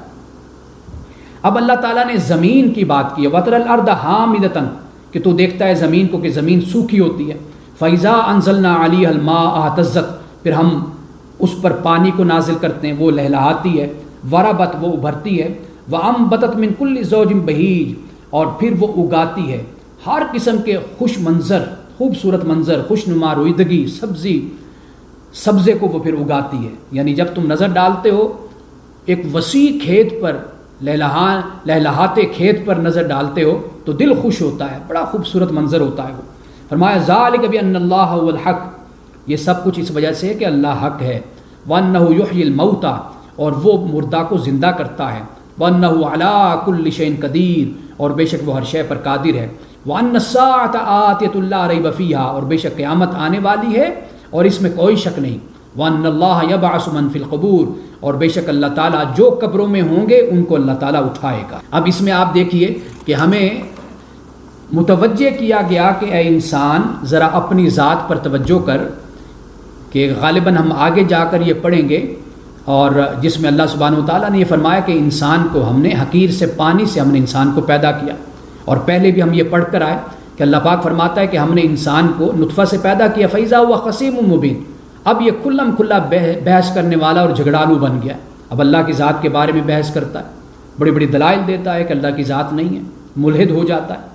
اب اس کے بعد اللہ سبحانہ وتعالیٰ نے ان لوگوں کا ذکر کیا جو اللہ کے بارے میں، وہی بات اب آ گئی کہ اللہ کے بارے میں بحث کرتے ہیں، علم نہیں ان کے پاس، نہ ہدایت ہے، نہ روشن کرنے والی کتاب ان کے پاس ہے، ثانیہ عطفی، اور اپنی گردن کو اکڑائے ہوئے ہیں یہ لوگ، لیضل عن سبیل اللہ، اللہ کی راہ سے دوسروں کو بھی دور کرتے ہیں، دنیا میں بھی ان کے لیے رسوائی ہے، اور قیامت کے دن ان کو جلنے والا عذاب ہم اس کا مزہ چکھائیں گے۔ ذالک بما قدمت یداک وان اللہ لیس بظلام للعبید، فرمایا کہ ہم اپنے بندوں کے ساتھ ظلم نہیں کرتے، یہ تو ان کا اپنا کیا دھرا ہے، جو ان کے اعمال تھے، جو ان کے افکار تھے، یہ تو اس کا نتیجہ ہے جو ہم نے ان کو دیا ہے۔ اب اس کے بعد اللہ سبحانہ وتعالیٰ نے رکوع نمبر 2 میں ایک شخص کا ذکر کیا ہے۔ اگر میں اس رکوع کا خلاصہ آپ کو بتاؤں تو وہ فقط اتنا بنتا ہے کہ اللہ سبحانہ وتعالیٰ نے یہ بتایا کہ اللہ حق اور حق والوں کی مدد کرتا ہے، یہ یقینی بات ہے، اور اس مدد کو کوئی شخص روک نہیں سکتا۔ اب آغاز ایک ایسے شخص سے ہوتا ہے کہ جو کنارے پر اللہ کی عبادت کرتا ہے۔ کنارے پر عبادت سے مراد یہ کہ اس طرح کہ جیسے ایک شخص بارڈر پہ کھڑا ہوا ہے اور وہ دیکھتا ہے کہ کس طرف پلڑا بھاری ہے، جس طرف پلڑا بھاری ہوتا ہے جو جنگ جیت رہا ہے وہ اس طرف چلا جاتا ہے، اور جو ہار رہا ہے اس کو چھوڑ دیتا ہے۔ تو یہ معاملہ اس شخص کا بھی ایسا ہی ہے کہ جو اللہ کی عبادت کرتا ہے حرف پر کھڑے ہو کر، یعنی کنارے پر۔ یہ جو ہم حرف عربی زبان میں بولتے ہیں حروف تہجی، یہ حرف بھی اس لیے ہوتا ہے کہ یہ کنارہ ہے گفتگو میں، بات کرنے میں۔ فَإِنْ أَصَابَهُ خَيْرٌ اطْمَأَنَّ بِهِ، جب اس کے پاس خیر پہنچتا ہے تو مطمئن ہو جاتا ہے۔ وَإِنْ أَصَابَتْهُ فِتْنَةٌ انقلب عَلَى وَجْهِهِ، اور جب اس کو آزمائش پہنچتی ہے تو پھر کیا کرتا ہے؟ اوندھے منہ پھر جاتا ہے، الٹے منہ۔ خاسر الدنیا والآخرہ، دنیا اور آخرت میں ایسے شخص نے نقصان کو اٹھایا۔ ذالک هو الخسران المبین، اور یہ واضح نقصان ہے۔ یدعو من دون اللہ ما لا یضرہ ولا ينفعہ وما لا ينفعہ، یہ لوگ اللہ کو چھوڑ کر جنہیں پکارتے ہیں یہ ان کو نہ تو فائدہ دے سکتے ہیں نہ ان کو نقصان دے سکتے ہیں۔ ذالک هو الضلال البعید، اور یہ دور کی گمراہی ہے میں پڑے ہوئے یہ لوگ ہیں۔ یدعو لمن ضرہ اقرب من نفعہ، یہ بلاتے ہیں اسے کہ جس کا نقصان نفع سے زیادہ ہے، یعنی نفع کا بھی ذکر ہو گیا، یہاں پر نفع بھی ہے، یعنی یہاں پر نفع سے مراد کیا ہے؟ یہ اسی طرح ہے کہ جیسے کوئی حرام کا کاروبار کرے اور اس کو اس میں بڑا نفع ملتا ہے، اسی طرح کہ جس طرح اصحاب السبت نے ہفتے کے روز مچھلیوں کو پکڑا تو نہیں لیکن ہیلے سارے اختیار کر لیے تھے، اور قرآن بیان کرتا ہے کہ شرع کے الفاظ آتے ہیں کہ سبت کے دن مچھلیاں بھی بہت زیادہ آتی تھی، تو یہ بھی ایک آزمائش ہوتی ہے۔ اس طرح ممکن ہے کہ اگر یہ کسی بت پر چڑھاوا چڑھائیں یا جا کر اپنی جبین کو ٹیکیں اور پھر دیکھیں کہ ہمیں اس عمل سے، اس کام سے بڑا فائدہ ہوا ہے، فلاں کام میں بڑا فائدہ ہوا، تو اللہ پاک فرماتا ہے یہ تو ان کے لیے آزمائش ہے۔ لبیس المولا ولبیس العشیر، اور یہ مولا بدترین ہے اور یہ رفیق بھی بدترین ہے۔ اس کے بعد ایمان والوں کا ذکر ہوتا ہے کہ اللہ تعالیٰ ایمان والوں کو، عمل صالح کرنے والوں کو باغات میں داخل کرے گا، ان باغات میں جن کے نیچے نہریں بہتی ہیں، اور اللہ تعالیٰ کرتا ہے جو چاہتا ہے۔ اب اس کے بعد ایک اور شخص کا ذکر ہوتا ہے، یہ وہ شخص ہے کہ جو رسول اللہ صلی اللہ علیہ وسلم کی ذات اقدس اور آپ کے مرتبے اور مقام اور اللہ کی طرف آنے والی جو ہیلپ ہے، مدد ہے، اس کو دیکھ کر یہ جلتا ہے، کڑھتا ہے۔ اللہ پاک نے فرمایا کہ یہ اگر رسی لے کر، یعنی ایک ذریعہ بنا کر آسمان تک چلا جائے، پہنچ جائے، اور یہ کوشش کرے کہ اس مدد کو یہ کاٹ دے، اور پھر یہ ذرا غور کرے، دیکھے کہ اس نے کیا، اس کا جو غصہ ہے اس تدبیر سے کیا اس کا غصہ ختم ہو گیا، چلا گیا۔ یعنی مطلب کہنے کا یہ ہے کہ یہ اپنی طرف سے جو بھی کوشش کر لیں، جو بھی کوشش کر لیں، آسمان تک پہنچ جائیں، طاقت اور قوت اختیار کر لیں، اور دنیا کے ذرائع اور وسائل پر پابندی لگا دیں، کچھ بھی کر دیں، اللہ سبحانہ و تعالیٰ اپنے نبی کی ہر صورت میں مدد کرے گا، خواہ یہ اپنے حسد کی آگ میں جل کر راکھ ہی کیوں نہ ہو جائیں۔ وَكَذَلِكَ أَنزَلْنَاهُ آيَاتٍ بَيِّنَاتٍ، اور اسی طرح ہم نے اس قرآن کو نازل کیا آیات بینات کے ساتھ، کھلی کھلی آیات اور باتوں کے ساتھ۔ وَأَنَّ اللَّهَ يَهْدِي مَن يُرِيدُ، اور اللہ تعالیٰ ہدایت دیتا ہے جسے چاہتا ہے۔ اب اس کے بعد اللہ سبحانہ و تعالیٰ نے آیت نمبر 17 ہے ایمان والوں کا ذکر کیا، یہودیوں کا ذکر کیا، صابئی کا ذکر کیا، نصارہ کا ذکر کیا، مجوس کا ذکر کیا اور مشرکین کا ذکر کیا، اور پھر کیا فرمایا؟ ان اللہ یفصل بینہم یوم القیامت، قیامت کے دن اللہ ان کے درمیان فیصلہ کرے گا۔ ان اللہ علی کل شیء قدیر، بے شک اللہ تعالیٰ ہر شے پر گواہ ہے، اللہ ہر شے پر گواہ ہے۔ یعنی رسول اللہ صلی اللہ علیہ وسلم تشریف لے آئے ہیں اور اللہ کا پیغام بھی بالکل واضح ہے، اتمام حجت بھی ہو گیا، سب کچھ ہو گیا، اس کے باوجود یہ لوگ دل میں شک پالے ہوئے ہیں، حق کی طرف نہیں آتے، حق کو قبول نہیں کرتے، تو اب فیصلہ قیامت کے روز ہوگا۔ اب اس کے بعد اللہ سبحانہ و تعالیٰ نے خلاصتاً آپ یوں کہہ لیجئے کہ گروہ تو مختلف ہیں کہ جنہوں نے حق کا انکار کیا، جیسے ابھی ہم نے پڑھا، لیکن اللہ تعالیٰ نے ان کو دو میں تقسیم کر دیا۔ ایک گروہ وہ ہے کہ جو ماننے والا ہے اللہ کو، ایک گروہ وہ ہے جو اللہ کا انکار کرنے والا ہے۔ اللہ کو مانتے تو سب تھے، لیکن ماننا اس طریقے سے جس طرح قرآن نے بیان کیا، اللہ کو اس کی صفات کے ساتھ ماننا، اس کی ذات کے ساتھ ماننا، اس کی عبادت میں یکتا ماننا، یہ ہے در حقیقت توحید۔ فرمایا ھذان خصمان اختصموا فی ربہم، یہ دو فریق ہیں کہ جن کے درمیان اپنے رب کے معاملے میں جھگڑا ہے، اختلاف ہے۔ اب فرمایا فالذین کفروا، جنہوں نے کفر کیا، قطعت لہم ثیاب من نار، ان کے لیے ہم نے آگ کے لباس کو کاٹ دیا ہے، یہ کاٹا جا چکا ہے ان کے لیے۔ یصب من فوق رؤوسہم الحمیم، اور ان کے سروں پر کھولتا ہوا پانی ڈالا جائے گا۔ یسعر بہ ما فی بطونہم والجلود، اور ان کے باطن میں، ان کے پیٹ میں جو کچھ ہوگا وہ بھی گل جائے گا، والجلود، اور ان کی جلدیں بھی گل جائیں گے۔ وَلَهُم مَّقَامِعُ مِنْ حَدِيدٍ، اور ان کی سرکوبی کے لیے لوہے کے گرز ہوں گے۔ كُلَّمَا أَرَادُوا أَن يَخْرُجُوا مِنْهَا مِنْ غَمٍّ أُعِيدُوا فِيهَا، جب کبھی یہ چاہیں گے کہ وہاں سے نکل جائیں اس غم سے، تو اللہ پاک فرماتا ہے ان کو ہم دوبارہ اس میں لٹا دیں گے اور یہ جلنے والے عذاب کا مزہ چکھیں گے۔ اب اس کے بعد مومنین کا ذکر کیا کہ جنت میں داخل ہوں گے۔ اچھا، مومنین کے عمل صالح 7 بیان کر دیا، اور باغات میں داخل ہوں گے جس میں یہ آراستہ کیے جائیں گے، کس سے؟ سونے کے کنگنوں سے اور موتیوں سے ان کو آراستہ کیا جائے گا۔ وَلِبَاسُهُمْ فِيهَا حَرِيرٌ، اور جنت میں ان کا لباس ریشم کا ہوگا۔ وَهُدُوا إِلَى الطَّيِّبِ مِنَ الْقَوْلِ، اور یہ وہ لوگ ہیں کہ جنہوں نے پاکیزہ بات قبول کر لی تھی۔ اور وَهُدُوا إِلَى صِرَاطِ الْحَمِيدِ، اور یہ وہ لوگ ہیں کہ جنہیں اللہ پاک نے اپنا راستہ ان کو دکھا دیا تھا۔ اب اس کے بعد اللہ سبحانہ و تعالیٰ کعبۃ اللہ کا ذکر کرتا ہے، حج کا، قربانی کا ذکر کرتا ہے، اور یہ جو آخری آیت ہے یہ اگلے مضمون سے اس کا تعلق جڑ جاتا ہے۔ فرمایا بے شک وہ لوگ جنہوں نے کفر کیا اور وہ منع کرتے ہیں، روکتے ہیں اللہ کی راہ سے اور مسجد حرام سے، کہ جسے ہم نے بنایا لوگوں کے لیے برابر، وہ مقامی ہوں یا وہ باہر سے آنے والے ہوں، سب کے لیے مساوی ہے، سب آئیں اس گھر کے پاس، آ کر عبادت کریں، آ کر ٹھہریں۔ وَمَن يُرِدْ فِيهِ بِإِلْحَادٍ بِظُلْمٍ نُذِقْهُ مِنْ عَذَابٍ عَلِيمٍ، فرمایا کہ جو لوگ انحراف کا راستہ اختیار کرتے ہیں ظلم کے ساتھ، تو ہم انہیں دردناک عذاب کا مزہ چکھائیں گے۔ اب اس کے بعد رکوع نمبر 4 میں خانہ کعبہ کی ابتدا ہوتی ہے، حج کی فرضیت کو بیان کیا گیا۔ فرمایا کہ ہم نے ابراہیم کے لیے یہ گھر کی جگہ، ہم نے اس کو ٹھکانہ بنا دیا، اور یہ ہم نے کہا کہ میرے ساتھ کسی کو شریک نہیں کرنا، میرے گھر کو صاف ستھرا رکھو، طواف کرنے والوں کے لیے، قیام کرنے والوں کے لیے، رکوع اور سجود کرنے والوں کے لیے، اور لوگوں کو حج کی طرف بلاؤ، دعوت دو کہ وہ لوگ پیدل آ جائیں اور کمزور اپنی لاغر اونٹنیوں پر آئیں، دور دراز گہرے پہاڑی راستوں سے آ جائیں، تو یہاں پر آ کر اللہ تعالیٰ کی بارگاہ میں اس گھر کے پاس طواف بھی کریں، قیام بھی کریں، رکوع اور سجود بھی کریں، تاکہ یہ لوگ دیکھیں کہ ان کے لیے بڑا منفعت ہے ان کے لیے، اور اللہ کا نام لیں ایام معلومات میں، مقررہ دنوں میں، علی ما رزقہم من بہیمۃ الانعام، اور ان جانوروں پر اللہ کا نام لیں کہ جو اللہ تعالیٰ نے ان کو دیے ہیں، بہیمۃ الانعام جانوروں میں سے جو اللہ تعالیٰ نے ان کو مویشی عطا کیے ہیں، یعنی ان کو ذبح کریں، اللہ کی بارگاہ میں قربان کریں۔ فَكُلُوا مِنْهَا، اس میں سے کھائیں، وَأَطْعِمُوا الْبَائِسَ الْفَقِيرَ، اور جو تنگ دست محتاج ہیں ان کو بھی دیں۔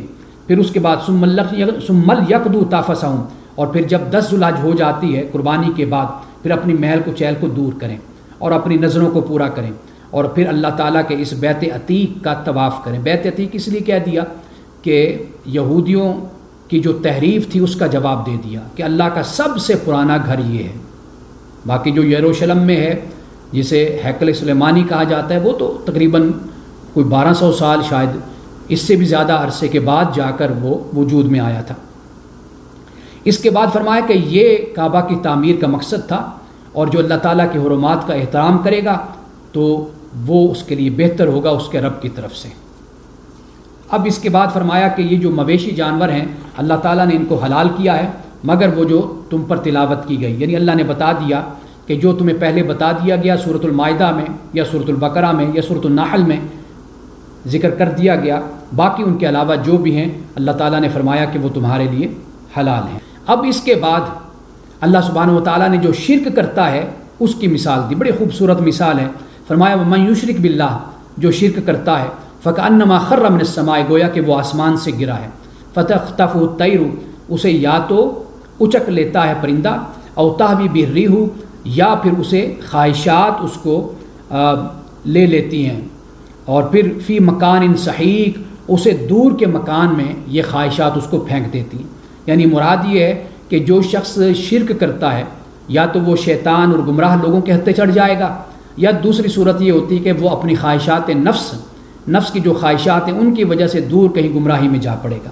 ذالک ومن یعظم شعائر اللہ، فرمایا کہ یہ اصل معاملہ ہے، اس بات کو سمجھ لو کہ اللہ سبحانہ و تعالیٰ کے جو شاعر ہیں ان کی تعظیم کرو، فإنہا من تقوی القلوب، اور یہ دلوں کے تقوی میں سے ہے۔ اب اس کے بعد اللہ سبحانہ و تعالیٰ نے فرمایا کہ یہ جو قربانی کے جانور ہیں ان سے تم استفادہ کر سکتے ہو، فائدہ اٹھا سکتے ہو، اور پھر اس کے بعد کہ جب ان کو تم قربانی کے لیے لاؤ گے اللہ کی بارگاہ میں بیت عتیق کے پاس تو اس وقت پھر وہاں پر تم ان کو ذبح کر سکتے ہو۔ وَلِكُلِّ أُمَّةٍ جَعَلْنَا، جیسے ہمارے ہاں نیت کے ساتھ جانوروں کو پالا جاتا ہے، ان کی پرورش کی جاتی ہے، یعنی کئی مہینے، بلکہ لوگ جیسے ہی قربانی کرتے ہیں اس کے بعد پھر جانور خاص کر لیتے ہیں، اس سے کام لیا جا سکتا ہے، لیکن پھر جب قربانی کا وقت ہو تو پھر ان کو اس وقت قربان بھی کیا جا سکتا ہے۔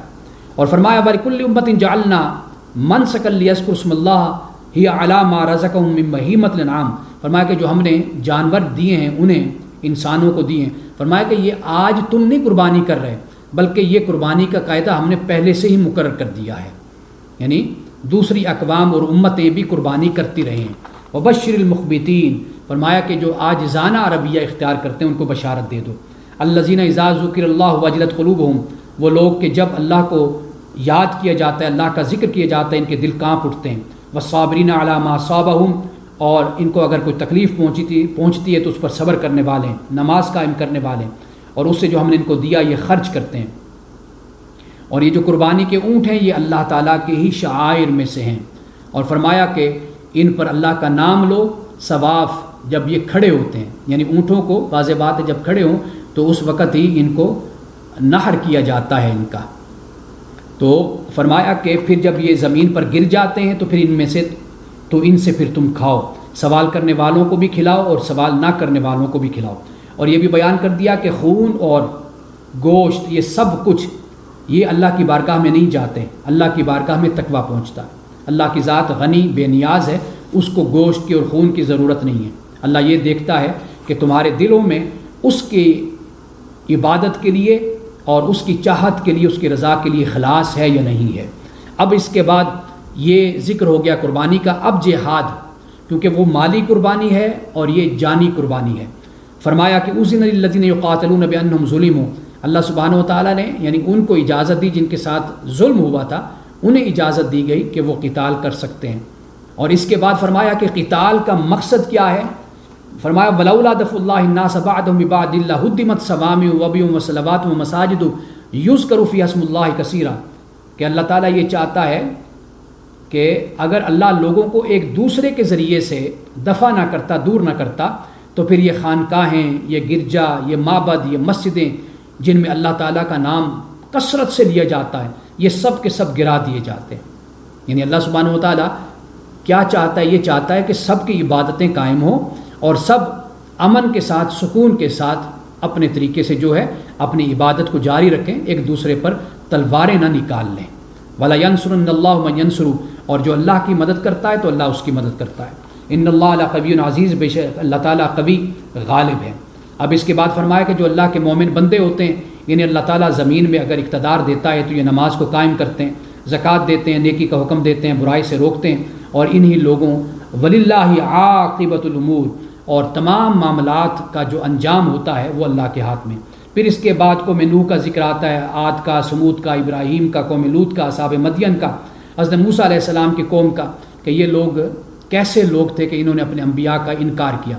فرمایا فَكَأَيٍّ مِّن قَرْيَةٍ، کتنی بستیاں اہلکنا کہ ہم نے ان کو ہلاک کیا، وہی ظالم، اور وہ ظالم لوگ تھے، فَهِيَ خَاوِيَةٌ عَلَىٰ عُرُوشِهَا، اور وہ ساری بستیاں اپنی چھتوں پر الٹی پڑی ہیں، وَبِئْرٍ مُعَطَّلَةٍ، اور ان کے جو کنویں ہیں وہ ناکارہ پڑے ہوئے ہیں، بالکل خالی، وَقَصْرٍ مَشِيدٍ، اور وہ جو پکے محل تھے بنائے گئے تھے وہ سارے کے سر ویران پڑے ہوئے ہیں۔ افلم یسیروا فی الارض، کیا یہ لوگ زمین میں سیر نہیں کرتے؟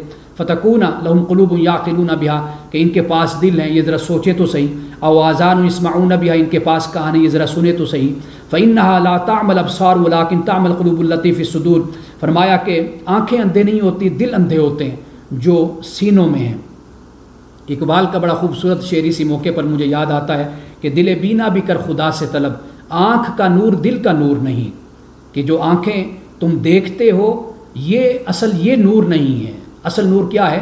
وہ ہے کہ جو اللہ تعالیٰ انسان کو دل کی روشنائی عطا کرتا ہے، دل کی روشنی اور دل کا نور اللہ تعالیٰ عطا کرے، در حقیقت یہ ہے حقیقت اور یہ بصیرت ہے۔ اب اس کے بعد اللہ سبحانہ و تعالیٰ نے اسلام کے جو دشمن ہیں ان کے انجام کو اللہ تعالیٰ نے بیان کیا ہے رکوع نمبر 6 میں۔ اللہ پاک نے فرمایا اے نبی صلی اللہ علیہ وسلم کہہ دیجئے کہ اے لوگو کہ اس میں کوئی شک نہیں کہ میں تو صرف تمہارے لیے واضح طور پر ڈرانے والا ہوں۔ والذین آمنوا وعملوا الصالحات، کہ بے شک وہ جو لوگ ایمان لائے اچھے کام کے لیے ان کے لیے مغفرت ہے اور عزت والی روزی ہے۔ والذین سعوا فی آیاتنا معاجزین، اور وہ لوگ کہ جو ہماری نشانیوں کو عاجز کرنے میں لگے رہتے ہیں۔ اولئک اصحاب الجحیم، یہ وہ لوگ ہیں کہ جو جہنم والے ہیں۔ وما ارسلنا من قبلک من رسول ولا نبی، اے نبی ہم نے آپ سے پہلے بھی کئی رسول اور نبی بھیجے تھے۔ یہ جو شیطان ہے یہ وسوسہ اندازی کرتا ہے، یعنی جب نبی گفتگو کرتا ہے تو لوگوں کے دلوں میں وسوسے پیدا کر دیتا ہے۔ تو اللہ پاک فرماتا ہے کہ وسوسوں کو تو ہم مٹا دیتے ہیں لیکن اپنی آیات کو ہم باقی رکھتے ہیں۔ اور یہ جو شیطان کے وسوسے ہیں، فرمایا کہ یہ ان کے لیے آزمائش بنتے ہیں، یہ وسوسے جن کے دلوں میں مرض ہیں اور جن کے دل سخت ہیں، یہ ان کے لیے اللہ پاک نے فرمایا کہ یہ در حقیقت ان کے لیے آزمائش ہے۔ اور جو قلب سلیم کے ساتھ اللہ کی بارگاہ میں آتے ہیں، جھکے ہوئے اللہ کے رسول کی بارگاہ میں آتے ہیں، یہ وہ لوگ ہیں کہ جن کے دل شیطان کے وسوسوں سے پاک ہوتا ہے۔ اب اس کے بعد اللہ سبحانہ و تعالیٰ نے رکوع نمبر 8 میں مومنین کی کامیابی کو بیان کر دیا کہ جنہوں نے ہجرت کی اللہ کی راہ میں، پھر قتل کیے گئے یا وفات پا گئے، تو اللہ سبحانہ و تعالیٰ فرماتا ہے کہ ہم ان کو ضرور بھی ضرور اچھا رزق ہم ان کو عطا کریں گے، اور یہ بھی فرما دیا کہ ان کو اس گھر میں ہم داخل کریں گے، اس مقام پہ داخل کریں گے کہ یہ وہاں جا کر خوش ہو جائیں گے، راضی ہو جائیں گے۔ اور مسلمانوں کو اس بات کی تلقین کی ہے کہ تمہیں بھی کفار نے کافی تمہیں نقصان پہنچایا، تمہیں چوٹیں لگائی ہیں، لیکن فرمایا کہ جتنی چوٹ انہوں نے لگائی اتنا ہی ان سے تم بدلہ لے سکتے ہو، اس سے زیادہ بدلہ نہیں لے سکتے۔ پھر اس کے بعد رات اور دن کی بات کی ہے، اور پھر یہ بھی اس بات کو بھی واضح کر دیا کہ جس طرح رات جاتی ہے دن آتا ہے، اسی طرح باطل ختم ہوتا ہے اور حق آ جاتا ہے۔ آسمان سے پانی کو نازل کرنا، زمین کا سرسبز ہو جانا، پھر وہی، یعنی ہم اس طرح اللہ تعالیٰ کی وحی کو ہم سمجھ سکتے ہیں۔ کئی دل ہوتے ہیں کہ جو چٹیل میدان اور سخت زمین کی طرح ہوتے ہیں، وہی اس پر کوئی اثر نہیں کرتی۔ کئی دل ایسے ہوتے ہیں جو نرم ہوتے ہیں اور زرخیز ہوتے ہیں، وہ اسی طرح وحی کو قبول کرتے ہیں جس طرح زرخیز زمین پانی کو قبول کر لیتی ہے اور پھر اس پہ سبزہ آ جاتا ہے، پھل اور سبزی پھر اس پر اگتی ہے۔ اب اس کے بعد جو 9واں رکوع ہے اس میں اللہ سبحانہ و تعالیٰ نے دین اسلام یعنی توحید کی طرف بتایا کہ دین اسلام دعوت دیتا ہے، اور طریقہ عبادت بھی اللہ سبحانہ و تعالیٰ نے بتایا کہ پہلی امتوں کو بھی اللہ نے طریقہ عبادت بتایا، اسی طرح رسول اللہ صلی اللہ علیہ وسلم جس امت کی طرف اور جس قوم کی طرف اور انسانیت کی طرف بلائے گئے ان کو بھی رسول اللہ صلی اللہ علیہ وسلم کے ذریعے سے اللہ سبحانہ و تعالیٰ نے طریقہ عبادت بتا دیا۔ اب اس کے بعد رکوع نمبر 10 ہے۔ رکوع نمبر 10 میں واضح طور پر اللہ نے بتایا کہ شرک بے اصل ہے، بے حقیقت ہے، بے جڑ ہے، یعنی اللہ نے کہا کہ اے لوگو کہ تمہیں مثال دی گئی ہے، ذرا توجہ سے سنو. مثال یہ کہ جنہیں تم پکارتے ہو اللہ کو چھوڑ کر، وہ ایک مکھی تک نہیں بنا سکتے اگرچہ وہ سب کے سب اکٹھے ہو جائیں، اور اگر مکھی ان سے کچھ چھین کر لے جائے تو اس سے وہ چھڑا بھی نہیں سکتے. ضعف الطالب والمطلوب، کتنے کمزور ہیں یہ طالب اور کتنے کمزور ہے یہ مطلوب. فرمایا ما قدر اللہ کا قدری، ان لوگوں نے اللہ کی قدر ہی نہیں پہچانی کہ جیسے قدر پہچاننے کا حق ہے. اب اس کے بعد اللہ پاک نے ایمان والوں سے فرمایا اے ایمان والو، رکوع کرو، سجود کرو، اپنے رب کی عبادت کرو اور اچھے کام کیا کرو تاکہ تم فلاح پا جاؤ، اور اللہ کی راہ میں جہاد کرو جیسا کہ جہاد کرنے کا حق ہے، اس نے تمہیں چنا ہے. وما جعل علیکم فی الدین من حرج، فرمایا کہ دین میں تم پر کوئی تنگی نہیں، کوئی پریشانی نہیں ہے. ملت ابیکم ابراہیم، یہ قائم ہو جاؤ تم اپنے باپ ابراہیم کی ملت پر، دین ابراہیمی پر. ہوا سماکم المسلمین، اور اللہ نے تمہیں جو نام دیا ہے وہ مسلم نام دیا ہے. من قبل، پہلے بھی، وفی حاذا، اور اس میں بھی. لیکون الرسول شہیدنا علیکم وتکونوا شہداء علی الناس، تاکہ رسول تم پر گواہ ہو جائے اور تم لوگوں پر گواہ ہو جاؤ. یعنی کس بات پر گواہ بنے؟ کہ بھئی تمہارا نام مسلم رکھا ہے. یہ یہودیت میں، نصرانیت میں، یہ بعد میں آ کر کوئی مسیحی بن گیا، کوئی عیسوی بن گیا، کوئی موسوی بن گیا، یا کوئی یہودی بن گیا، نصرانی بن گیا. لیکن اللہ تعالیٰ نے سب کو جو نام دیا تھا وہ مسلم نام تھا. فرمایا کہ رسول بھی اس پر گواہ ہے اور تم بھی اس پر گواہ بن جاؤ کہ صرف اور صرف تمہارا نام کیا ہے؟ مسلم ہے. کاش یہ سبق آج ہم لوگ یاد کرتے. ہماری صورتحال یہ ہے کہ آج ہم یہ کہیں نا کہ ہم مسلم ہیں تو لوگ ہمیں گمراہ خیال کرتے ہیں. اگر آپ یہ کہیں نا جی میں مسلمان ہوں، میں مسلم ہوں، تو وہ یعنی نعوذ باللہ یہ خیال کرتے ہیں کہ یہ گمراہ شخص ہے، کیونکہ یہ خود کو مسلم کہہ رہا ہے لیکن اس نے اپنے فرقے کو بیان نہیں کیا. گویا کہ یہ فرقوں کو مانتا نہیں ہے. اگر کوئی کسی کو آپ کہیں کہ میں مسلم ہوں تو اس کا دوسرا سوال کئی لوگ یہ بھی کرتے ہیں کہ جی اچھا وہ تو ٹھیک ہے آپ مسلم ہیں، لیکن یہ بتائیے کہ آپ بریلوی ہیں، دیوبندی ہیں، وہابی ہیں، آپ شیعہ ہیں، آپ کیا ہیں، یہ بھی آپ بتائیے. یعنی کتنا مشکل ہے اس وقت انسان کا اسلام پر قائم ہونا، خود کو مسلمان کہلانا. قرآن پاک ہم نے یہاں تک پڑھا 17 پارے تک، اور پورا سال ہم الحمدللہ قرآن پڑھتے ہیں. تو آپ دیکھیے کہ اللہ پاک نے ہر جگہ مسلم کہا. اور اول المسلمین حضرت ابراہیم مسلمانوں میں سے پہلے مسلمان، اور حضرت موسیٰ، رسول اللہ صلی اللہ علیہ وسلم، سب کے سب. فاقیموا الصلاۃ، نماز قائم کرو، وآتوا الزکاۃ، زکوٰۃ ادا کرو، واعتصموا باللہ، اللہ کو مضبوطی سے پکڑ لو، ہوا مولاکم، وہ تمہارا مولا ہے.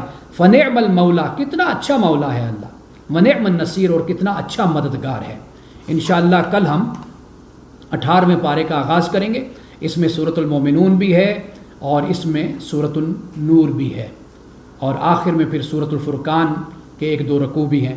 انشاءاللہ تعالیٰ کل 18ویں پارے پہ ہم بات کریں گے. اللہ پاک ہمیں قرآن پاک کا فہم اور قرآن پہ عمل کی توفیق عطا فرمائے. بارک اللہ لنا ولکم فی القرآن العظیم ونفعنا وإیاکم بالآیات والذکر الحکیم. صدق اللہ العظیم.